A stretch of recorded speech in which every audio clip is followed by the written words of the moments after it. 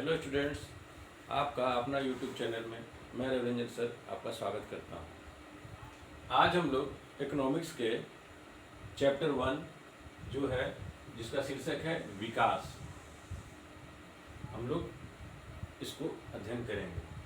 पहले आपको बता दें विकास विकास क्या है। ऐसा ये कुछ नया शब्द नहीं है जिससे आप लोग परिचित ना हो। ये विकास प्रत्येक व्यक्ति के लिए अलग अलग हो सकता है। जैसे कि आप एक विद्यार्थी हैं, आपके लिए विकास का अर्थ है कि कैसे हम अपना रिजल्ट को बेहतर से बेहतर करें। इस तरह एक आम आदमी के लिए जो एक किसान है वो चाहता है कैसे अपने फसल ज़्यादा से ज़्यादा उत्पादन करे। व्यापारी वर्ग है वो चाहते हैं कैसे अपने व्यापार को बढ़ाया जाए। उसी तरह यहाँ आपको पढ़ना है देश का विकास। ठीक है, देश का विकास मतलब देश कैसे विकसित हो, इस परिप्रेक्ष्य में हम जानने का कोशिश करेंगे। सबसे पहले हम लोग जैसे कि आपको बताएं विभिन्न व्यक्ति विभिन्न लक्ष्य, प्रत्येक व्यक्ति का अपना अपना अलग अलग लक्ष्य होता है। जैसे कि बेरोजगार व्यक्ति वो क्या चाहता है, वो चाहता है उसे रोजगार मिले, वही उसके लिए विकास है। ग्रामीण मजदूर, ग्रामीण मजदूर क्या चाहेगा, ग्रामीण मजदूर चाहेगा कि उसे प्रतिदिन उसे काम मिले और काम मिले तो उचित मजदूरी भी मिले, जिससे वो अपने परिवार को सही रूप से भरण पोषण कर सके और अपने बच्चे का उचित शिक्षा दे सके, स्वास्थ्य पे ख्याल रख सके। और अब नेक्स्ट है एक किसान जो केवल वर्षा पर निर्भर रहते हैं। वो क्या चाहेंगे, अगर वो चाहेगा कि उसकी जो खेती किसानी है उसे अच्छा से अच्छा मुनाफा हो, और जो वर्षा पर निर्भर है वो चाहता है कि उसके खेतों में अगर नलकूप लग जाए तो वो प्रतिवर्ष अच्छे से खिदाई कर पाएगा, वर्षा पे निर्भर नहीं रह पाए, और चाहेगा कि उसे गांव में नहर आ जाए। इस तरह वो उसके लिए विकास का मायने अलग है।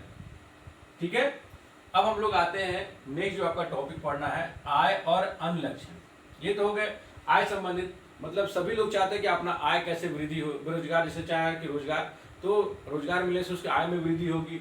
ग्रामीण मजदूर अगर ऐसे चाहता है कि उसे काम मिले तो काम मिलने से उसे आय में वृद्धि होगी। लेकिन अब आय के साथ साथ, आय तो ठीक है, लेकिन अब क्या है, आय के साथ साथ अन्य जो है अन्य घटक भी मनुष्य को बहुत ज़्यादा प्रभावित करते हैं। जैसे कि आप मान लीजिए आय तो है ही, लेकिन कुछ लोग चाहते हैं कि नहीं हमें आदर का भाव हमें देना चाहिए, कि हमें मिले आदर सम्मान मिले, हमें काम में स्वतंत्रता मिले, ठीक है ना, और हमें सुरक्षा मिले। जैसे कि एग्जाम्पल मान लीजिए कोई एक व्यक्ति कार्य करने के लिए दूसरे शहर में जा रहा है, तो क्या सोचेगा पहले, अगर हम वहाँ जाते हैं तो कार्य कैसा वहाँ कार्य है, कार्य करेंगे तो कितने रुपए हमें बचत होगी, कैसे बचत होगी, तो उस पैसे को हम कैसे कितना अपने घर परिवार को भेज पाएंगे, इत्यादि वगैरह वो ध्यान रखता है अपने आय को लेकर के। ठीक है, अब आ गया नेक्स्ट जो है आपका है राष्ट्रीय विकास। राष्ट्रीय विकास, राष्ट्रीय विकास मतलब राष्ट्र का विकास, राष्ट्र का विकास।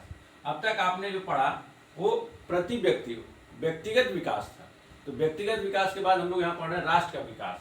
जैसे कि लोगों के लक्ष्य अलग अलग है, अपने लोगों के लक्ष्य क्या मतलब प्रति व्यक्ति का लक्ष्य अलग अलग है। वो जो मान लीजिए कोई व्यक्ति जो मोटरसाइकिल पे चल रहा है वो चाहता है कि कार मिले मुझे, जैसे जो जिसे रिक्शा है वो चाहता है कैसे हम चार चक्के वाली गाड़ी पे चढ़ें इत्यादि। ठीक है, तो राष्ट्रीय विकास की क्या है, लक्ष्य के लिए क्या है, लोगों का उनका जो है धारणा भी अलग अलग है, उनके लक्ष्य अलग अलग है तो धारणा भी अलग अलग है राष्ट्रीय विकास के लिए। जैसे कि एग्जाम्पल लीजिए बड़े बड़े शहरों में, बड़े बड़े शहरों में क्या है, बड़े बड़े अपार्टमेंट होते हैं, और अपार्टमेंट के साथ साथ वहाँ पे झुग्गी झोपड़ी में रहने वाले लोग भी रहते हैं।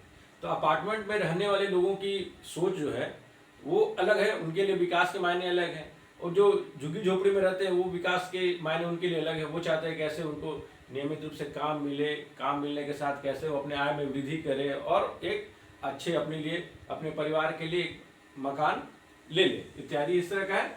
उसी तरह एक मान लीजिए एक और है आपका बुक में, एक देश है आइवरी कोस्ट। आइवरी कोस्ट में क्या होता है कि वहाँ पर आदिबजान शहर में एक कंपनी के द्वारा जहरीली अवशेष के लिए डंप करने के लिए, अर्थात वहाँ पे रखने के लिए उसे एक टेंडर दिया जाता है। वो क्या करता है, जा करके वहाँ पे डंप करता है, जिसके कारण क्या आता है, वो आदिबजान शहर के लोगों को जो वहाँ पे जहरीली अवशेष के कारण करीब करीब काफ़ी संख्या में लोग बीमार पड़ते हैं। इस तरह हुआ, क्या हुआ कि कंपनी वाले लोगों का क्या इच्छा है, कंपनी वाली इच्छा है कि कैसे हम अपना डंप करें, अपने सामान कैसे उत्पादन बढ़ाएं, लेकिन अब वहाँ के जो लोग हैं उसके कारण वो परेशान हो गए, उनके स्वास्थ्य समस्याएं आ गई। इस तरह क्या है कि राष्ट्रीय विकास तो हो रहा है, लेकिन क्या है किसी के लिए वो विनाशकारी है और किसी के लिए विकास है।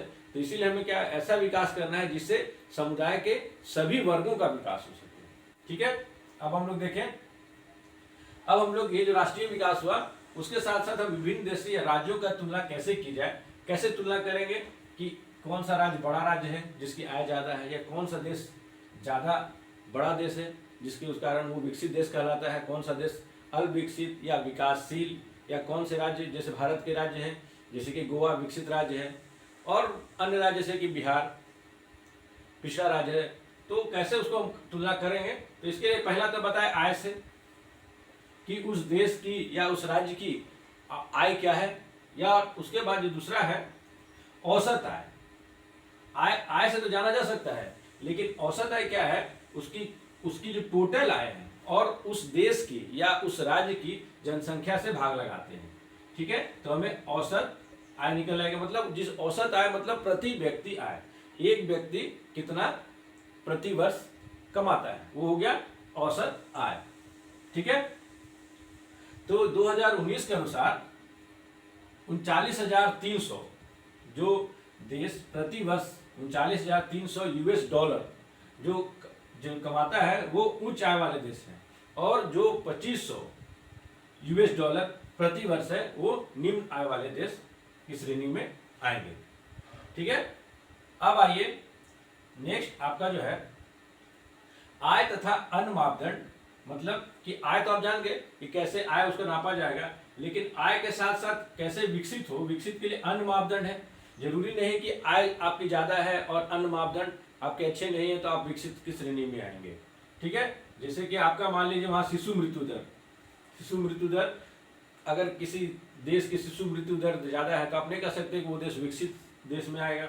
या साक्षरता दर, ठीक है, वहाँ इंडस्ट्री काफी ज्यादा है लेकिन वहाँ साक्षर कम है तो नहीं कह सकते वो देश विकसित है। और है निवल उपस्थिति अनुपात। निवल उपस्थिति अनुपात मतलब 14 से 15 वर्ष के स्कूल जाने वाले बच्चों का प्रतिशत, कि 14 वर्ष से 15 वर्ष के बच्चे कितने बच्चे जो है स्कूल जाते हैं। अगर वो बच्चे स्कूल नहीं जाते हैं इसका अर्थात मतलब वो किसी अन्य कार्य में शामिल हैं, वो अपने रोजगार की तलाश में हैं, इस कारण वो स्कूल नहीं जा पाते हैं। तो इस तरह हम आय के साथ साथ अन्य मापदंडों को भी विकास का पैमाना नापने में इसको लेते हैं। जैसे कि आप हो गया पहला शिशु मृत्यु दर देखे, साक्षरता दर देखे और निवल उपस्थिति दर। तो ये सारे जो है आपके विकास के मायने हैं। विकसित देश होने के लिए ये सारी आवश्यकताएं जरूरी है। ठीक है, अब आइए ये आवश्यकताएं कैसे है, अब इसको कैसे पूरा किया जा सकता है, कैसे देश का विकास किया जा सकता है। इसके लिए है आपको सार्वजनिक सुविधाओं का विकास करना पड़ेगा।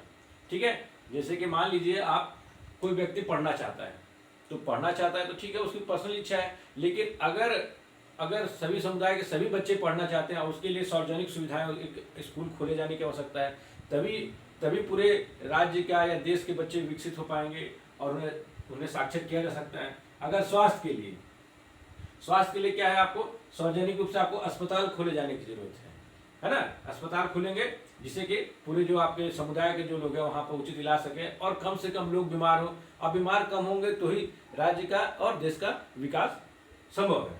ठीक है, और आइए नेक्स्ट जो है पोषण के लिए, पोषण मतलब स्वास्थ्य के लिए। ये तो हो गया आपके स्वास्थ्य की रक्षा करने के लिए अस्पताल है, शिक्षा के लिए स्कूल है, लेकिन अगर जिनका पोषण स्तर ही कम है, जो मतलब कि जितने एक प्रति व्यक्ति एक आदमी को जितना पोषण स्तर चाहिए उतना नहीं होता तो कैसे वो काम कर पाएगा, वो हमेशा बीमार रहेगा। तो इसके लिए पोषण के लिए क्या है, आपको राशन की दुकान की खोलना पड़ेगा, जिसके कारण गरीब से गरीब लोग को राशन मुहैया कराया जा सके, निःशुल्क या फिर कुछ शुल्क के साथ। ठीक है, अब आते हैं हम लोग ये जो है मानव विकास रिपोर्ट। ये जो है यूएनडीपी द्वारा प्रकाशित किया जाता है, यूनाइटेड नेशन डेवलपमेंट प्रोग्राम द्वारा प्रकाशित किया जाता है। इसके अंतर्गत विकास के लिए आय को ही मेन, जैसे हम बताया कि पहले क्या आय को लिया जाता था, लेकिन इसने जो है आय के साथ साथ उनका शैक्षणिक स्तर कि कैसे उस देश का शैक्षणिक स्तर क्या है, मतलब कितने लोग वहाँ साक्षर हैं, उसको देखा जाता है। उसके बाद स्वास्थ्य स्थिति, कि वहाँ के लोगों को, जो वहाँ के पॉपुलेशन है, वहाँ कितने लोग स्वस्थ हैं, या फिर उनमें शिशु मृत्यु दर कितना कम से कम है इत्यादि।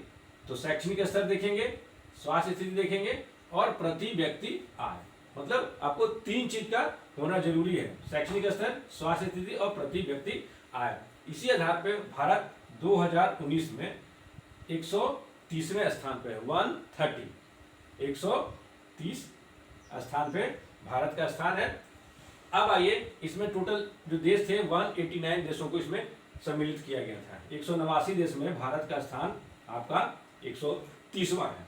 अब आइए, विकास की धारणीयता। धारणीयता कहने का मतलब धारण करने योग्य। ये जो विकास हम लोग कर रहे हैं, अभी जो विकास कर रहे हैं, जैसे अपने प्राकृतिक संसाधनों का दोहन कर करके, ठीक है, जैसे कि खनिज का उपयोग कर रहे हैं, कोयला, लोहा, बॉक्साइड, एल्युमिनियम इत्यादि का प्रयोग कर करके हम अपने सभी विकास कर रहे हैं, सभी तरह का औद्योगिक विकास कर रहे हैं।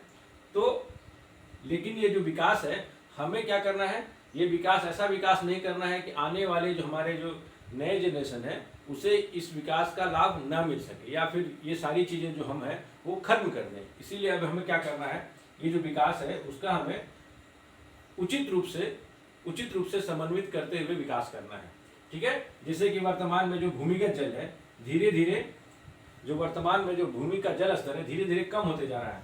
25 वर्षों में कम से कम 4 मीटर जो है भूमिगत जल है नीचे चला गया है।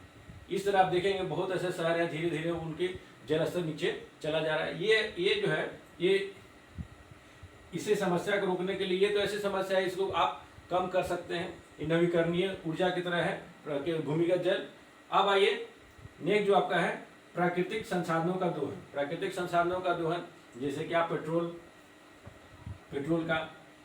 पेट्रोल का प्रयोग आप कर रहे हैं, ईंधन के रूप में पेट्रोल है, डीजल है इत्यादि का प्रयोग प्राकृतिक ईंधन के रूप में कर रहे हैं। लेकिन ये जो है संसाधन जो है धीरे धीरे प्रकृति से खत्म हो जाएंगे। इनका एक समय सीमा निश्चित है, कितने समय के बाद ये खत्म हो जाएंगे।